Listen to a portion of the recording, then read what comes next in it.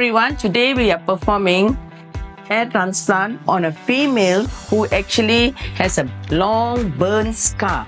Unfortunately, this happened when she was only 1 year old, burned by hot water including oil.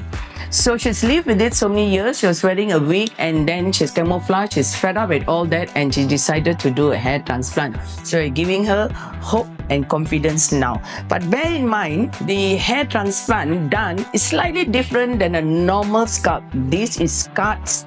Underneath, there's a lot of fibrosis and reduce in blood supply.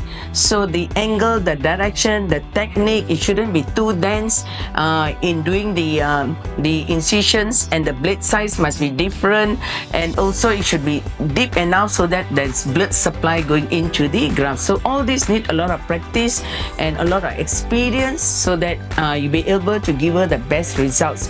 It's important too to let the patient know that the results may not be as good as a normal hair transplant because the scalp is normal with good blood supply.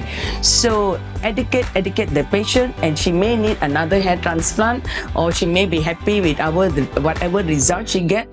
But however, in most of my patients here, despite me explaining everything, guess what?